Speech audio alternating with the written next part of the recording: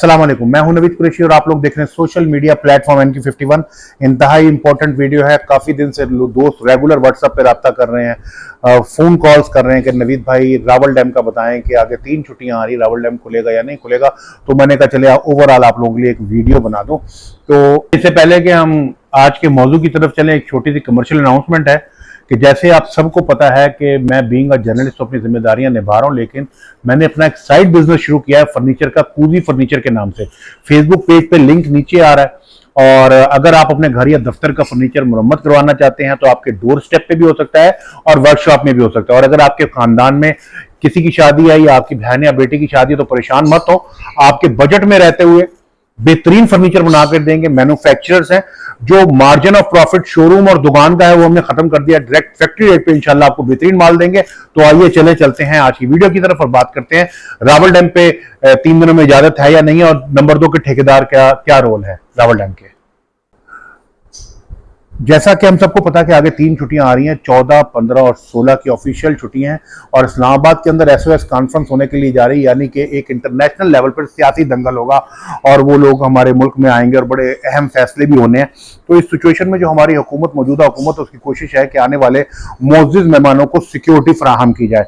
वैसे तो अल्हम्दुलिल्लाह पाकिस्तान एक पुरअमन मुल्क है और यहाँ पे कोई सिक्योरिटी की ऐसी खास वजूहात नहीं है, लेकिन फिर भी हिफ्ज़ मा तक़द्दुम यानी हिफाजती तौर पर मेहमानों की सिक्योरिटी के लिए कुछ पैरामीटर्स होंगे। जैसे इस्लामाबाद में दाखिले पे पाबंदी हो सकती है, या चेकिंग सख्त हो सकती है, या वटेवर कुछ भी हो सकता है। तो उस सिचुएशन में जो रावल डैम का ठेकेदार है उससे मेरे से बात होती है, लगा नवीद भाई जब भी कोई ऑफिशियल छुट्टी आती है तो मैं शिकारी भाइयों को रावल डैम पर इनवाइट करता हूं, शिकार की इजाजत होती है तमाम कवायद और ज़वाबित के साथ। लेकिन इस दफा मेरी मजबूरी बन चुकी है क्योंकि मैं गवर्नमेंट के अगेंस्ट नहीं जा सकता। अल्लाह ना करे अगर कोई ऐसा नाखुशगवार वाकया हुआ तो मैं फंस जाऊंगा। लिहाजा भाई 14, 15, 16 पीर, मंगल, बुध 3 दिन रावल डैम पर शिकार की हस्बे आदत इजाजत नहीं है। जुमेरा, जुम्मा, हफ्ता, इतवार रूटीन में हालात मामूल पर रहे तो इंशाअल्लाह हम फिर रावल डैम पर शिकार खेलेंगे। रावल डैम के हवाले से और बहुत सारे रिव्यूज हैं, जैसे रावल डैम के ठेकेदार के हवाले से बहुत सारे लोग कहते हैं कि ठेका कैंसिल करवाओ, ठेका खराब करवाओ। तो मैं आपसे पूछता हूं कि कोई एक वजह मुझे ऐसी बता दो जिसकी वजह से रावल डैम का ठेकेदार का ठेका कैंसिल करवाया जाए। ये वो वाहिद ठेकेदार है जिसने शिकारियों को सहूलियात दी, जिसने अपनी नाक के नीचे होते हुए जराइम को देखा। जराइम कैसे देखा? जराइम ये होता है कि एक पर्ची पे आपको 5 मछलियों की इजाजत है, पकड़ के आप 50 ले जा रहे हैं, 55 ले जा रहे हैं, 100 दाने ले जा रहे हैं, बेचारा मजबूर होता, कहता कुछ नहीं। इससे अच्छा ठेकेदार कोई होगा? खुल्ला हम लोग इसके खिलाफ कानून के खिलाफ वर्जियां करते हैं, सब कुछ करते हैं, लेकिन उसके बाद भी ये ठेकेदार शिकारियों के हक में हर तरह से बेहतर है। इससे पहले जितने भी ठेकेदार आए, ना किसी ने आपको एक राड ज्यादा लगाने दी, ना किसी ने एक दिन ज्यादा करने दिया। इसने ना सिर्फ आपको 2 की बजाय 3 राड किए और 3 दिनों की बजाय 4 दिन कर दिया, यानी जुमेरात, जुम्मा, हफ्ता, इतवार।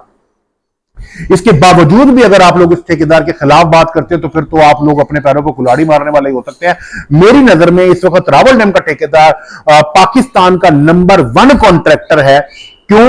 वो इसलिए कि ये तमाम शिकारियों को तमाम कवायद और ज़वाबित तोड़ने के बाद भी ना सिर्फ सहूलियात फराहम करता है बल्कि शिकारियों के नाम का बच्चा भी डालता है, शिकारियों को बाकी फैसिलिटेट भी करता है और छोटे मोटे मामलात को जल्द अज जल्द निपटा भी देता है।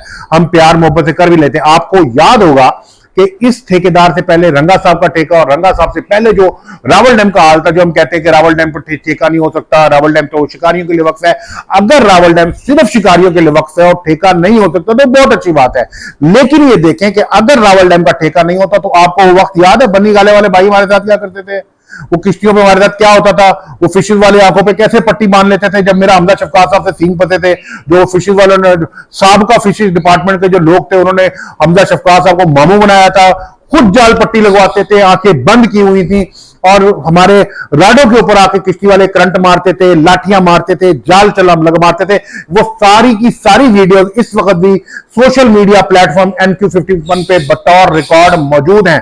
अगर आपको वो हालात याद हो तो इतने से गुलफाम के या मछली के बच्चे के लिए हम तरसते थे कि हमें ना रावल डैम पे चाल हो जाए।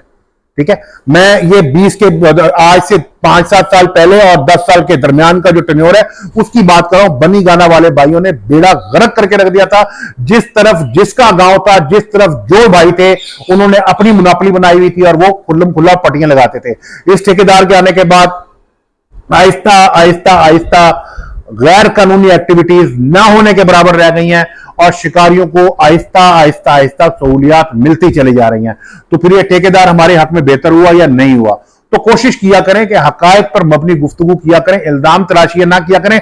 और वो लोग जो मेरे हवाले से कह रहे हैं कि ठेकेदार से मिल गया, ठेका बढ़वा रहा है, ठेका बढ़वाने के पैसे लिए हैं, तो भाई साहब जो दिल करे कहते रहो, मुझे तुम्हारी कोई टेंशन नहीं। मुझे अगर टेंशन है तो अपने शिकारी भाइयों की टेंशन है जो जेन्युइन शिकारी हैं। रहा सवाल आप जो कुछ सियासतदान हैं शिकारियों के, पॉलिटिकल डर्टी पॉलिटिक्स करते हैं, खुद तो कुछ कर नहीं सकते और जो कर रहा हो उसके कंधे पे पैर रख के छलांग मारते। जैसे भी रावल डैम टूर्नामेंट मैंने मकसूद भाई के साथ अनाउंस किया था तो बड़े शू शू शू हुई, बड़ी कुछ हुई, मैं भी चुप करके बढ़ गया, बाहर में जाऊं, मुझे क्या जरूरत पड़ी है। अच्छा, एक इंपॉर्टेंट आज की इंफॉर्मेशन और कि बार बार लोग कहते हैं नवीद भाई अपावा आल पाकिस्तान एंगलर वेलफेयर एसोसिएशन के कार्डों का क्या हुआ? भाई बगैर कार्डों के तमाम शिकारियों को तमाम सहूलियात दिलवा रहा हूं। जिस शिकारी को जहां मसला बनता है वहां खड़ा होता हूं, अपनी औकात के मुताबिक, अपनी बिसात के मुताबिक साथ देता हूं। मैं अपावा का प्लेटफॉर्म कार्ड बनाकर आम बनने में और अपावा के बनने में लाइन या दरार खींचना नहीं जाता।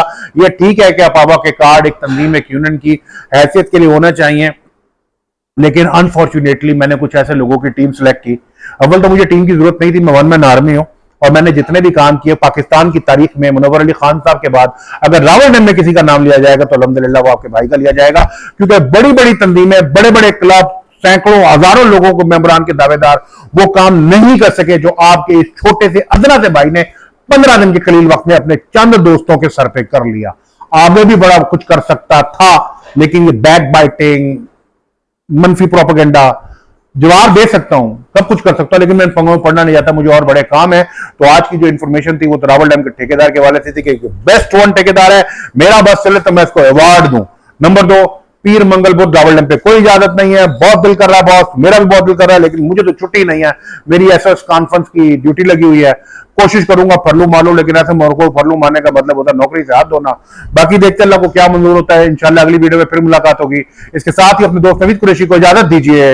अल्लाह हाफिज।